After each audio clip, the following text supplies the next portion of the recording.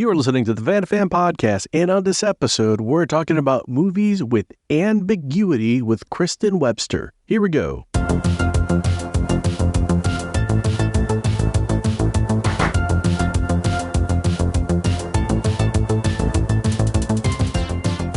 If anything's going to start an argument between me and someone who's talking about movies, it could be a friend, a student, a colleague, anybody.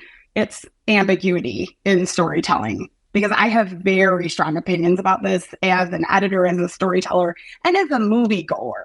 And I typically don't agree with some of, I think that the trends or what the popular opinion about an ambiguous ending. So I'm excited to talk about this. Great. What is your definition? What's the popular opinion of ambiguous endings these days? I think that people love them. They love the idea of it makes you think when you leave the theater, when the movie's over. You know, I can take my opinions or my experiences and make it personal to me. And it's sort of, I think, a way for people to feel very involved in the storytelling process. But myself, I don't want to do that work. And I know that's going to make me sound like I'm not a thoughtful film goer, or I don't want to think deeply about movies. It's the opposite. I love nothing more clearly than to talk about films. However, I think for me, I'm going to catch all about this, but I think it's very lazy to let your audience figure out the end, what they want to pull from it. I think that for me, when I see a movie, I want to be told what the movie's about, how the story started, catch us up to speed with exposition, where we're at now, what happens in the middle. I want the arc. I want all of it. I want the rising action, the climax, all of it. And I want the resolution. Not the answer I was expecting, Kristen. And this is for folks that are listening, just to give you a little bit of context, Kristen Webster, who's been on the Fan2Fan podcast before and graciously decided to come back on. Kristen, we've talked about Mulholland Drive, Donnie Darko, Tour Theory. And your background is in film editing, but you teach film studies classes, foreign cinema. So when you say you're kind of looking for a sense, you're actually looking for less ambiguity and you're looking for more clarity. I would have thought maybe the opposite, and not in necessarily like a cinema snob perspective, where I would think like your aperture would be more open to ambiguity, because you're not necessarily, you may be looking for more than just like a popcorn type movie. You would be open to subtitles or black and white or something that's a little left of center, movies that play around with less traditional storytelling and may lend themselves to dipping their toe more in like ambiguity, but kind of opposite. You're like, nope, I actually would like a little bit more clarity, maybe not linear, but clarity. Right. But clarity. Exactly. I was going to say, Kristen is also, and we can edit this out, Kristen, if you don't want this to go out there, but you've also gone to see, was it a Keanu Reeves? Was it Speed? You saw eight or nine times in the theater? So, there is... Nine, yes. 9, okay. Yeah, we're not editing that out. Just... I mean, I have Kristen likes her popcorn movies too. Right. Yeah. It's part of the bio. It's in there. I mean, I'm a supportive wife, you guys. I have to support my husband's work. When I was 13 or 14. Yeah. Yes. Every $10 to $13 counts. Yes. I'm just glad that guy figured out his career and, that he's continually working. So good for Keanu. Yeah. Because he's still working. Yeah. That's good for him. I haven't heard of anything that he's done in quite a while. It's like after Much Ado About Nothing, he just fell off the face of the earth. I don't know. Oh. There you go. All right. So I think, Kristen, this is a hard topic to wrap our heads around. I'll just speak for myself, because I think with Pete, like when we talk about 80s 3D movies, when we talk about horror movies, when we talk about TV theme songs, in some ways, the homework is kind of done for us because we're digging back into nostalgia. I remember watching that movie. I remember that experience. This is starting to get into like concepts, into like the thing that we talked about last time you were on, Kristen. I remember titling those episodes like Film Studies 101 and 102, because that's kind of what it felt like. You were taking us along through your experience, your industry experience, your classroom experience, and trying to explain some of that. So I think kind of going back to what Pete said before, now that we know how you like to approach ambiguity for, I guess from someone like my perspective, I like movies. I like watching movies. I love film study, but certainly not as, as much as you've done. How would you like define ambiguity to someone that's like, I get it. I've seen the end of Inception and the top keeps spinning. Is that what you're talking about? It's like, well, is it that? I think for me, an ambiguous ending to a film or story is any time where you're not quite sure what happened and you have to make your own inferences to figure out how it was wrapped up. So it could be something like the spinning top. Was it a dream? Was it reality? Anything where you could sit with a group and have 6 people and 2 people will think it's one thing, 2 people think it's another, because there isn't a definitive answer or action or line or something that made everyone really need to do the work. I want to be clear. It's not when a movie ends and makes you just think about something. Like, I don't want to be a spoiler here, but have you guys seen Oppenheimer? Not yet.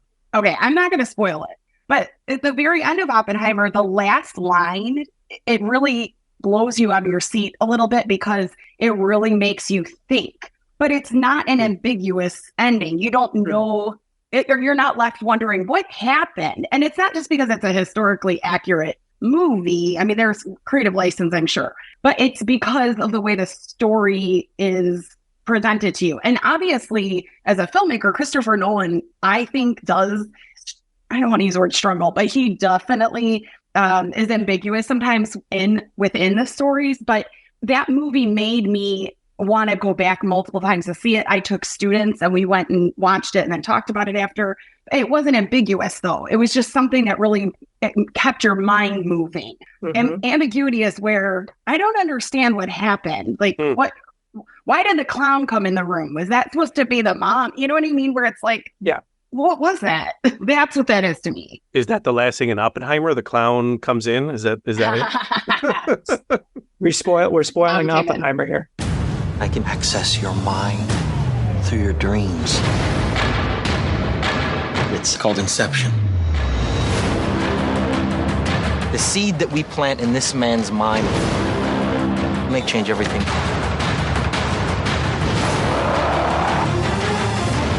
We should walk away from this. This was not a part of the plan! You're not prepared for this! Inception, rated PG-13. So, again, you're talking about, it's not about being lazy, because you're certainly willing to do the work, right? What you're saying is, it's the lack of clarity, or like you said, you get a group of 6 people, yes. And if 2 people have a different interpretation, but that interpretation, and let me know if you would agree with this, the interpretation holds. Everything that was set up in the context of the story within the reality of that movie, those 2 interpretations are valid just as much as the other 4 people who may say, yep, the top is still spinning because he is still under now, and he's in the subconscious, in the dream world, and he's not coming back, versus the other 2 people that are like, oh no, he's in the real world and he's got his kids, and the whole point is that he doesn't need the top anymore. It doesn't matter. The top doesn't matter. It's meant to be the totem. It represents something, but it's never about the top. It's about something else. All the 6 people could be right because the information they were given, because they did the work to interpret it, makes sense. Yeah, but it's hard to pinpoint this. But to me, everything you just described, that does drive me nuts a little bit sometimes. And it's because, again, I feel like, Wait till you get our surprise guest, which is Christopher Nolan. Chris, come on out. Let me tell you. Everything changes. Everything. You're a master. Fresh off the red carpet. It could be because I am a pretty cerebral thinker, and in general, it probably is my personality, because in general, I like things closed. I like doors closed in my house. I don't like unfinished business. I don't like unfinished business in relationships or in work. I don't like loose ends. And I do feel sometimes like what you just described, Bernie, that idea. It's fun to talk about those things. But if it's so open-ended, I guess, at the end of a movie that multiple people see it different ways, I do start thinking this wasn't the greatest storytelling. And I mean, I don't want to use Inception because I think Inception's a beautiful movie. It's really good.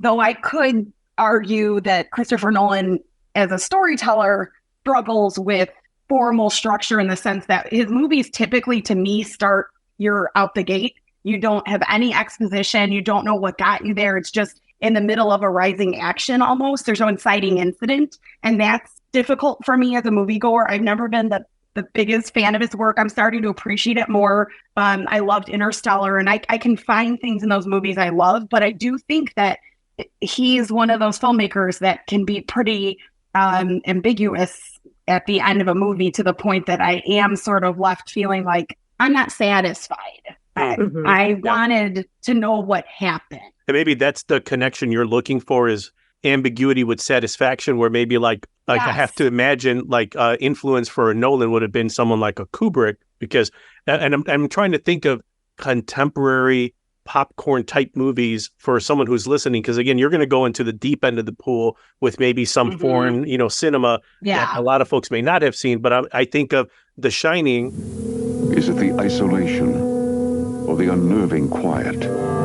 In this place, imagination becomes reality, and reality will strip this man of his sanity. Jack Nicholson stars in The Shining.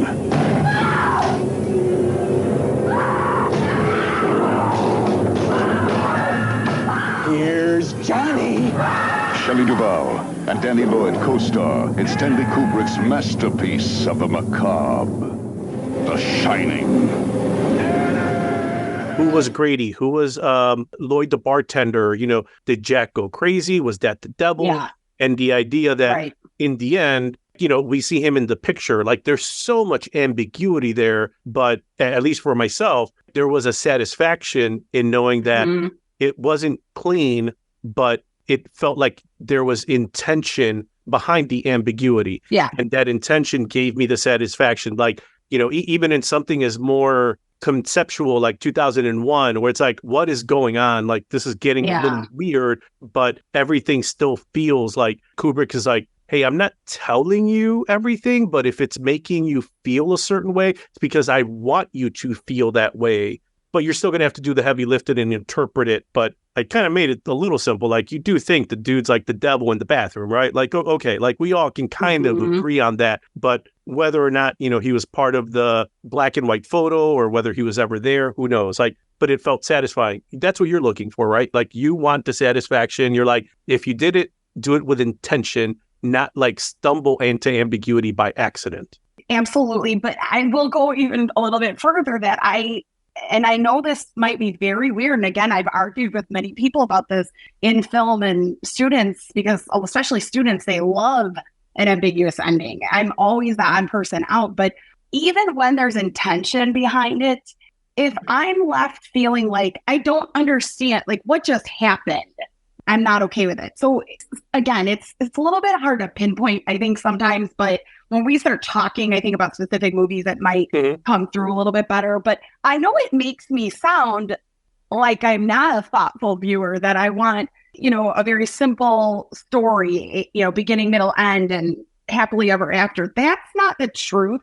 I just don't want to feel like a storyteller is making me do the work for them, because, well, I want the audience to, what do they feel? I want them to figure. That's what I don't like. Yeah, well, I think in and of itself, like this whole topic, it can be very ambiguous because you've got so many different avenues that you can go down, where like you can talk about ambiguous endings to films and you can have your list. I've got mine, Krista, you got yours, Bernie, you probably have yours, of things that you're like, yes, this ticks the box for what I would call an ambiguous ending. But then there's also your mindset of going in to see something. So if you want to go in and you're in the mood to just be like, I just want to see a really good story told well, and that involves wrapping it up into some kind of resolution at the end, and then you go in and maybe you're surprised or you're not quite expecting, a director to come out with something that's more ambiguous. One movie I want to talk about at some point, which I really loved, was The Lobster from 2015, which has one of those ambiguous endings. If you fail to fall in love with someone during your stay here, you'll turn into an animal. If you encounter any problems, you'll be assigned children. That usually helps.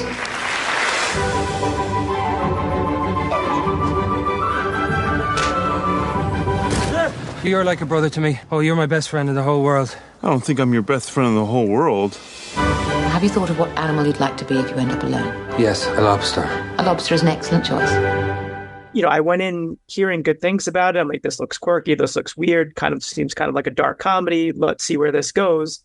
And then, just being pulled in a completely different direction by what I was seeing on screen. I think sometimes that's, as a film goer, you're willing to take those risks because you know a little bit less about something as opposed to a big box. Like, at this point what you're going to get out of a Marvel movie.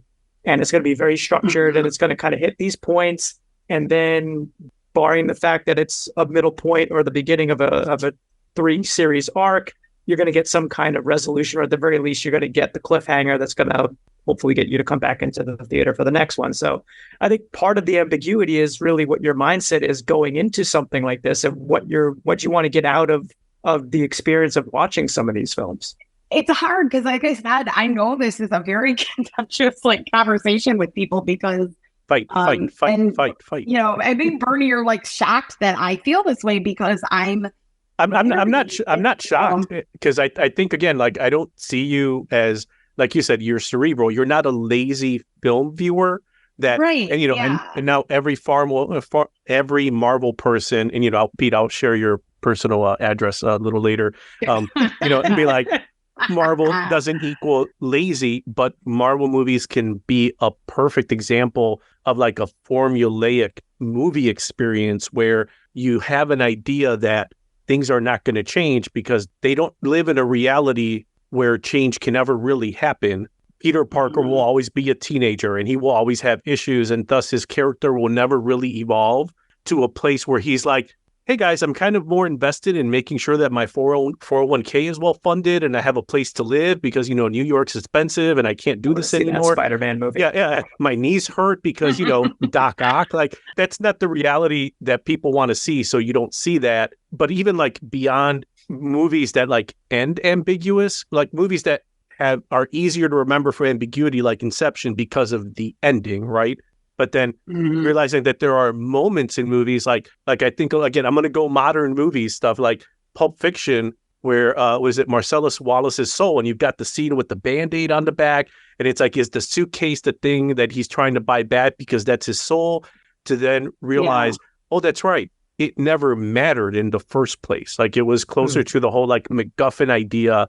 Even in the ambiguity thing with J.J. Abrams' mystery box stuff, his influence has to be Hitchcock in that scene in North by Northwest where you get Cary Grant and he's walking under the propeller and I have to tell you the reason why we have to stop them. And then they walk past it and then Cary Grant's like, oh my God, you're right. We have to stop them because if they get away with it, it's over. And we never heard it. But I think that's Hitchcock, again, being the master, being like, guys, did it really ever matter? It's Cary Grant. He's pretty charming. You'll follow him wherever he's going to go. We just need a reason to move him along. Same with that Marcellus Wallace scene. Does it really matter what's in there, guys? Come on, it's Samuel L. Jackson and Travolta. Let it ride and let the circumstances go along because I just need a reason for them to go that way. That ambiguity doesn't hamper the story, I think. It can make it interesting. It only matters, I guess, if it's not satisfying. And then thinking about J.J. Abrams, where you watch Lost and, oh, this is good, but once you put stuff in a black box, you better make sure that when you open it, it's interesting for me. Because if not, then I get the whole oh, but there's the journey and the destination. And I'm like, well, if you don't make the destination interesting, I'm going to kind of be pissed at you for making me go on the journey with you. It's got to be a good payoff. You got to have both. If not, then you have to be as masterful as Hitchcock to be like, no, from the beginning, it never mattered because I knew it never mattered, so I never made it matter. I made the people, the characters, the relationships matter. You hit the nail on the head, sort of, for me with the idea of the journey and the destination, that if you take me along on this story, I want to know where it ends up. And yes, the journey is always really important, but I don't like feeling at the end of any story, so what happened to them? I want to know, because I feel like we're cheating the characters probably more than cheating me. And that, I think I get so invested in the characters of the movie that I don't want it to feel like they didn't get a payoff. So do you hate the ending of The Graduate? I don't hate the ending of The Graduate because I think that story has such a specific niche journey of two young people who are in reality way too young and inexperienced to start a life forever together in marriage. They don't really know each other that well. And so I don't mind it because in my head, I'm thinking they're not going to end up together. Mm-hmm. Look at, they're so excited. They get on that bus and it's a brilliant ending shot. You get to watch their faces change. You get to see the change in both the characters as the movie ends in that long shot. So I don't mind that. And I think, yes, it could be that if the story sets up the end to be satisfying to me as a viewer, because I feel like, yeah, I know they're not going to end up together. So it doesn't matter if we see a happily ever after or not, because reality is telling me it's not going to be happily ever after. Like you saw enough already to kind of know where you can almost forecast. I get these people. I know where this is going to go in 5 minutes, maybe potentially 5 years. You've kind of interpreted what it's going to be anyway, even if we didn't see it. Yeah, absolutely. Yeah, makes sense. I keep going back to what you said at the beginning, Kristen, and I don't want to go off on too many tangents here, but I do want to just circle back a little bit to the idea of that you're seeing and you're finding with your students that people are looking for more of that ambiguous ending, because it's interesting from a psychological standpoint, because going through COVID and how we've all kind of navigated the pandemic and all that, you would think psychologically there would be more of a groundswell for people to kind of want maybe the tidier ending, because there's something safer about that, and there's something like, I like knowing that this is how it ends, and then I can be like, okay, so that's the movie, this happened to these people, now we'll go on, as opposed to wanting that ambiguity where you're now forced to kind of think through, like, well, did this happen? Did they really do this? And I come across something on Twitter where someone was talking about how a trend that they've noticed, and I think this echoes what you're saying, people are so invested into films these days that, the criticisms are starting to skew more along the lines, and I think this might echo what your students have been saying. It's more along the lines of like, oh, this is how I would have done it. This is the shots that I would have used. This is how I would have had this character act. And they're taking like this very personal investment in their movie-going experiences and kind of being like, oh, well, I could make this. And if I was going to make this, this is what I would have the characters do. And this is what the director should have done, in my opinion. Whereas as opposed to just absorbing what is being presented to you as a piece of art on screen and then going from there, whether it's tiny and compact, whether it's ambiguous. Just psychologically, to me, this whole thing is very interesting in the time that we're coming out of a pandemic, that people are seeking more of the ambiguity. Because I would have thought it would be the opposite, but it's apparently not. Yeah. I do think younger people, and by younger, I mean the early 20 somethings. I don't know if it's because I teach specifically film students, so it could be a little bit different, but I do think that my students, I had this conversation at the end of the spring semester because I was the odd person out when I screened The Shape of Things for them. You're cute. I don't like your hair. Thanks. Can I call you? Okay. Why do you like me? What? Why would you like me? I'm not anything. Don't worry about why when what is right in front of you. I think everyone should see themselves doing it, and their friends should see it too. Adam, what's up with you? Did you lose weight? He cut his hair or something. I'm very proud of you. You amaze me. And you amaze me. If you could alter just one thing about them. The idea of you having some surgery. It's an experience. She likes it. What I want to know is, do you like it? What is that girl doing to you? You don't take my calls now? Tell me what to do. Anything you want. give them up as friends.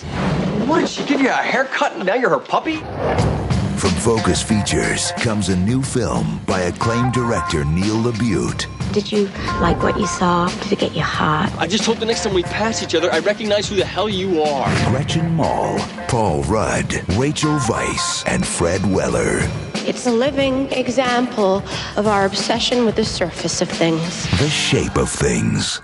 So The Shape of Things is one of my favorite movies, directed by Neil LaBute.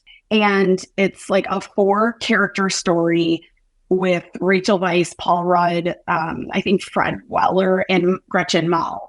It's not that it has an ambiguous ending, like you know what happens, but there's let's say, a Pulp Fiction briefcase moment in the movie where at one point in the movie, Rachel Weisz turns to Paul Rudd in bed and whispers something to him, and you can't hear it. You can't make it out at all.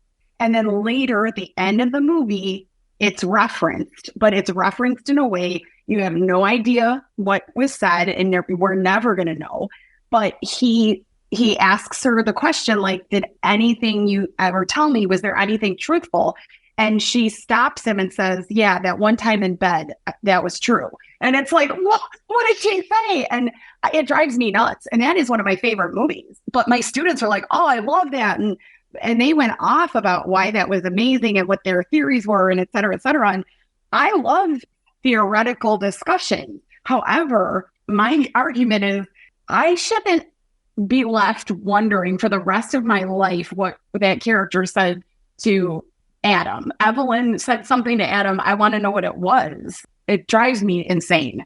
There's almost that other part where, having not seen the movie, and I met Neil LaBute once. I was working at Barnes & Noble, and I thought he was shooting. It was like after In the Company of Men. But so was it Your Friends and Neighbors? Oh, he did Your Friends and Neighbors after In the Company of Men.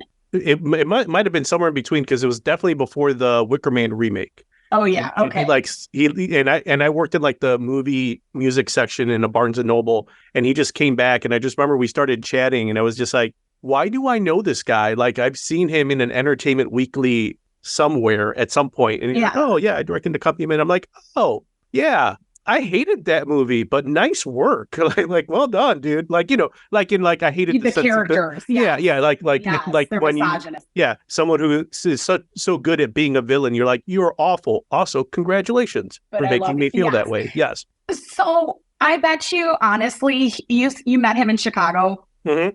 Okay, I think he was directing. We can be specific at the Old Orchard Barnes & Noble store for anyone that wants to go. Unfortunately, their music and movie section is now pretty defunct. But back in the day, my boss Chad and I, we were bringing in Criterions left and right. So I think that's why people like him came in, because they're like, we're not going to find us at Best Buy. He was probably directing a play. If he was here, I would assume he was directing a play, but I could be wrong. Okay, yeah. I mean, I love that movie, but again, it was so crazy how vastly different the whole class, all 17 students, loved it. And I thought, I know I'm always the odd person out. I don't like that.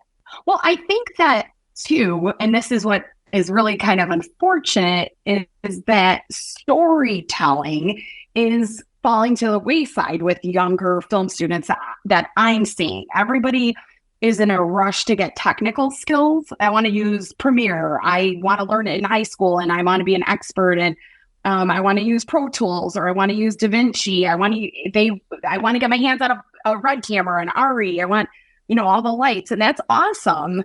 But to my point, I'm always trying to explain to them, can you tell a story? Do you understand how to tell a story? Do you understand structure? Do you understand development of an idea, of a character? And I see that in class. I see it in social media. Like I'm going to use Oppenheimer as an example, because Oppenheimer is like one of the only movies that has 20 years where I felt like excited to learn about the goings on, because Christopher Nolan created a new film format because he didn't have an IMAX film format that would suit his needs. So all of these amazing technical developments for that movie. And I saw they would have interviews. They would in the junket while it lasted. I mean, the strike hit and they had to stop. But while it lasted, they would do short Q&As with Christopher, which is unusual. It's usually just the actors. But I think Christopher Nolan's special. He has a following as a filmmaker. So people wanted to talk to him. And I saw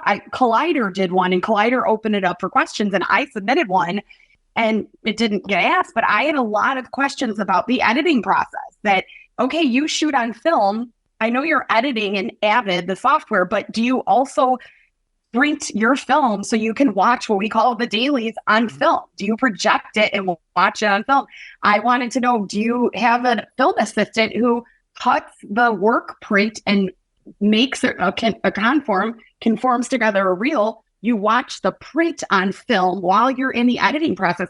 But, you know, the questions were more like, does Cillian Murphy's eyes really look that blue in person? And granted, I'd like to know that too. But it's a very different, I don't know, it's a different way of looking at movies. So even people who are studying it, and that's where they want to go, they have this education they kind of pulled out of their phone, basically, and they think they're ready to do it. So what Pete was saying, so when they see something, their criticism or their critique is, I don't want to say like I could do it better, but if I did it, I would do this.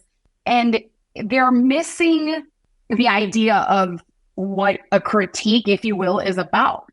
Like, you should watch a movie to appreciate the storytelling too. And that's, again, getting back to ambiguity, that's why I struggle, because when I watch it, I want to feel that my investment paid off at the end. I want an ROI, just like the producers. I want a return on my investment. And I think that newer film students and younger people, I'm making huge generalizations here, I'm so sorry, but I do think that they're just very different. I listen to them when they critique work that in the classroom, they pick out, you know, tiny things. Again, going back to Oppenheimer, this was all over the internet that Christopher Nolan accidentally let a flag come through in the movie that wasn't created yet when the actual story took place. There were all these American flags that people were waving, and everyone was roasting him, and I can't believe blah, blah, blah. The reality is, if you're invested in that movie, you shouldn't notice that. I didn't notice that, and I'm an editor. I studied that, you know, extensively at, again, ranked #1 film school in our country this year. And I didn't notice it because I was invested in the movie. And I constantly tell my students, like, don't do that. It doesn't make you better than anybody else. It doesn't make you a better editor or better eye if you catch that stuff.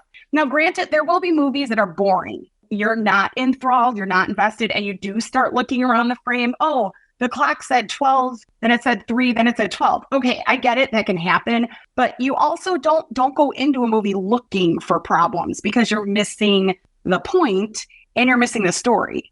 So I go in and I give people the chance. Like, I let myself, I'm taken away. So at the end of it, I don't want to feel like, well, why did I sit here for that?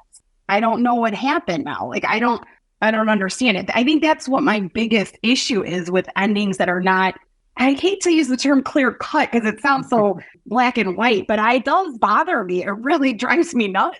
You want to be entertained. Yeah. And that's robbing you of a level of entertainment. Yeah. And I mean, that's essentially what we all go to the movies for. I mean, I'm sure there's some people that maybe go just purely to critique a director, to critique editing and all that. I'm sure those people exist. Maybe you do that from time to time as well.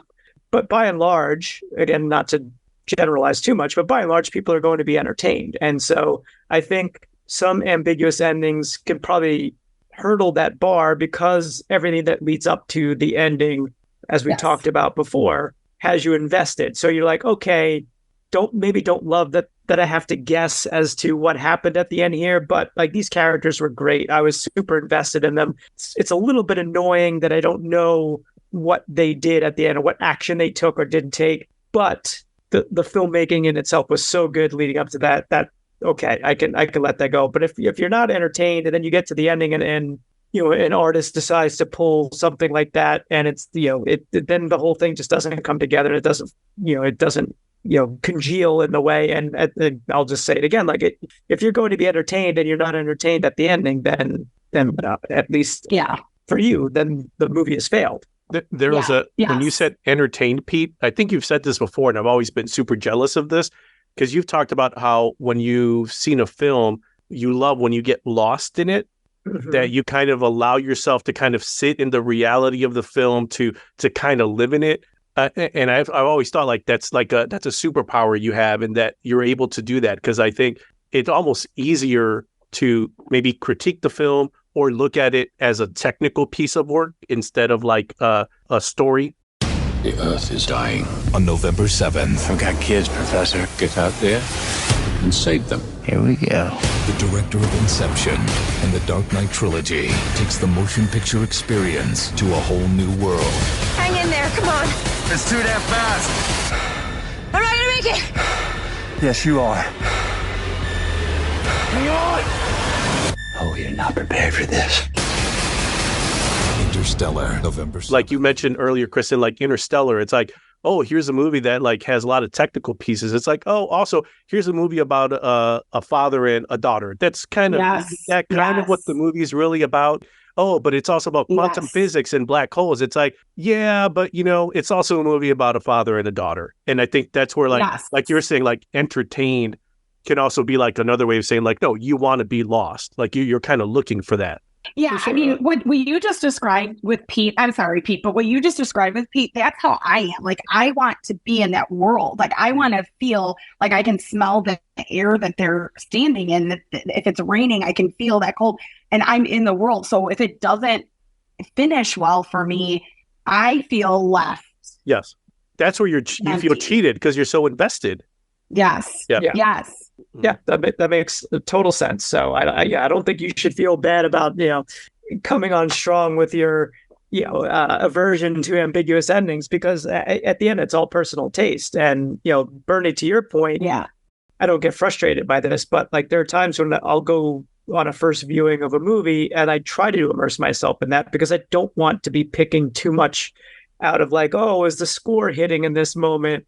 I think some of that just comes natural, but I'll find myself after seeing a film for the first time that I really enjoyed, not having any, not really being able to talk in depth about like the score at a certain scene or something like that, because I am so just like want to take in the story. I'll look at the other stuff on a second viewing because I like to do that. I like, I enjoy seeing, oh, well, that's a really interesting composition of a shot. And I can notice that in the moment and be like, oh, cool, rule of thirds or whatever. Or like, this is, my eye is engaged in a very different way than it would be in a normal film. So they're doing something really interesting here. And I'll get that on first viewing, but I'll really stop to look through that on subsequent viewings, because I feel like the first time through, I just want to know, is this a good story? And is this story speaking to me in some way that I can be immersed in? I think of it too, almost like to use him as a verb, like Shalamaning, being rewarded for that second viewing, but it's because you were invested so much in the first viewing of something like A Sixth Sense that you now want to go back and say, no, I was so invested in this and in this story that when you give me the big reveal, I want to go back to kind of experience it again a different way. But then I think of like movies like Usual Suspects, where you can go watch it, but it's satisfying in the end. You're like, oh my God, it was that person the whole time. This now makes sense. But it made sense the first time, which I think goes to your point, Kristen. It was clear. It was intentional. And then I don't have to, like, you put everything there in front of me. So it's not ambiguous. And maybe this is the distinction between a mystery and something that's ambiguous, where the mystery in Usual Suspects is building up with a very clear payoff. So you're living in ambiguity until at the end, it's just like, oh no, it's this, versus maybe like, again, a Sixth Sense, where it's like, there's this mystery, but that's not it until the end. And then that's where like, well, if you were invested in the characters, it didn't matter. You got the payoff you wanted. You got the clarification you wanted, Kristen. You got to lose yourself in the movie, Pete. Like that's the important thing. And that was the end of part 1 of our conversation with Kristen Webster. Make sure to tune in part 2, where we continue talking about movies with ambiguity.